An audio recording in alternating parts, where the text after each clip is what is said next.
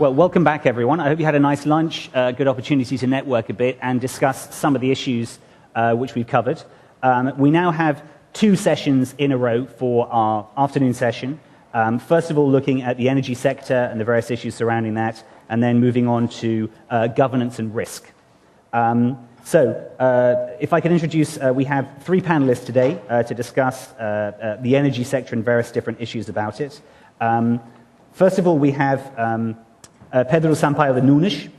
In fact, I'm very glad to say that two of our panelists are very distinguished individuals with long associations with Angola. Pedro Sampaio de Nunes is a member of the boards of directors of the biofuels producers Green Cyber and First Force. He has a long career association with Angola, stretching back until 1974 when he first joined the Housing and Construction Ministry's projects for the government. He then moved to Europe. He spent almost 20 years with the European Commission in Brussels, with posts associated with energy and information technology. And among the various posts he's held, he was Portugal's Secretary of State for Science and Innovation in 2004 to 5.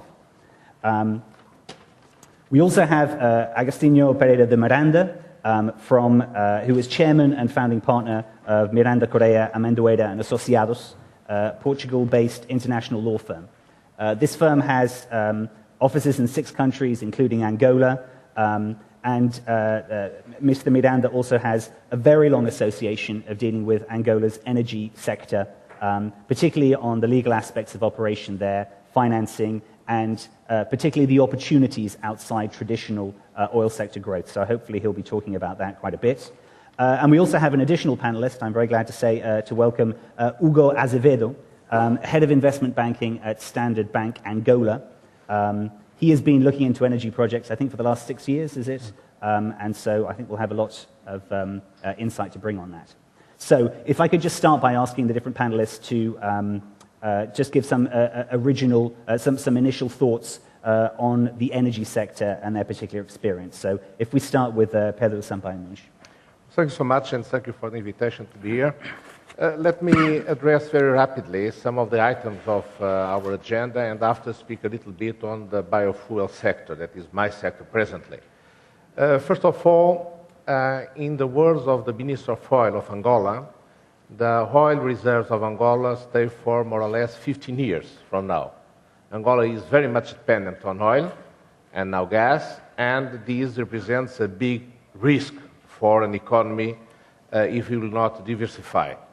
I think that it's very clear that the present government is aware of the need for diversification. And this need for diversification will come very much from the agriculture sector, from the primary sector.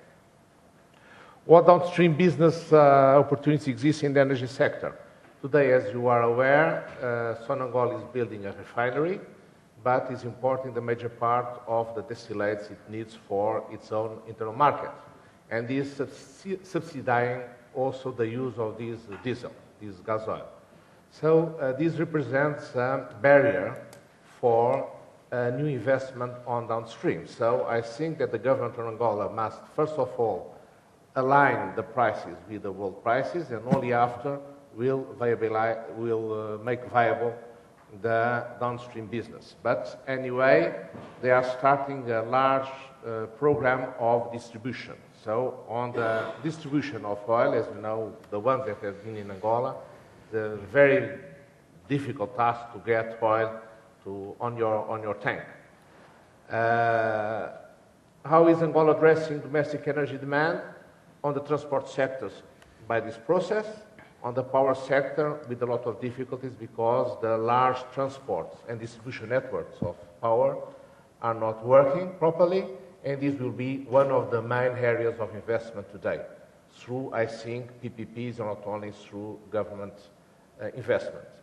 Anyway, also the multilateral agencies are now providing a lot of support for the rehabilitation of the country.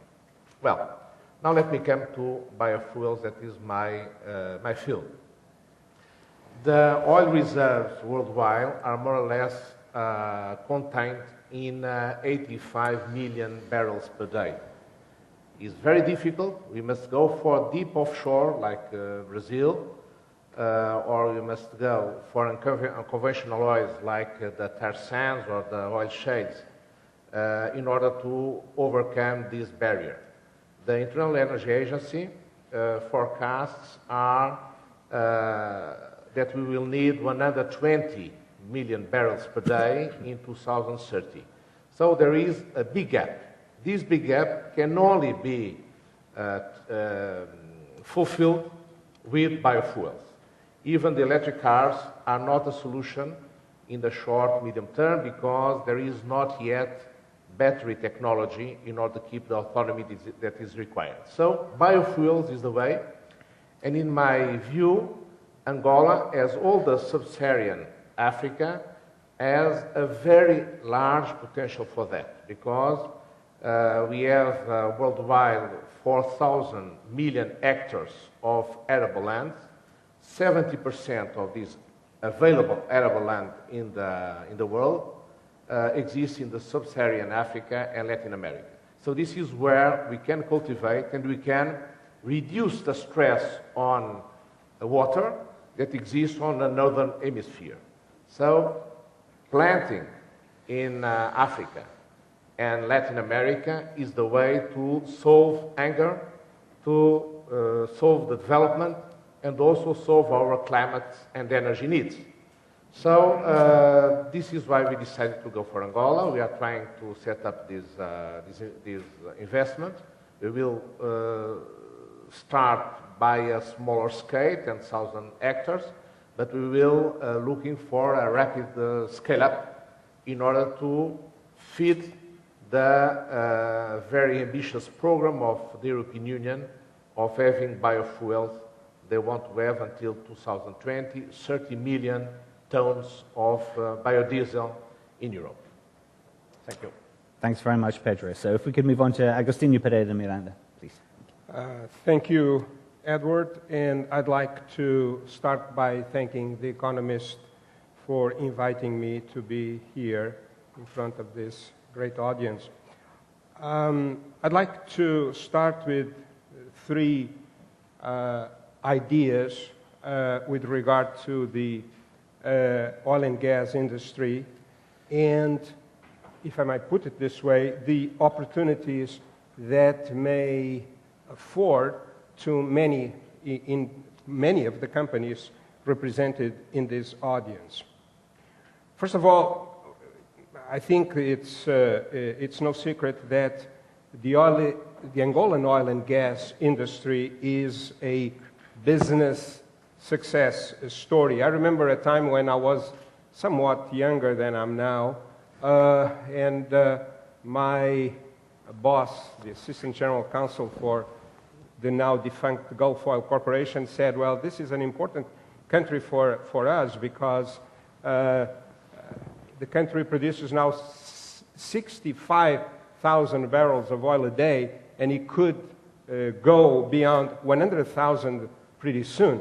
Well, Chevron, which took over Gulf Oil, and now I think that this year it has so far produced in excess of 500,000 barrels of oil a day alone. This is just Chevron. So it's a success story based on a number of reasons, and I would not want to elaborate on all of them, but there are two that I think are important because they not only belong to the past, but they are critical if anybody wants to understand how Angola will afford opportunities for investment.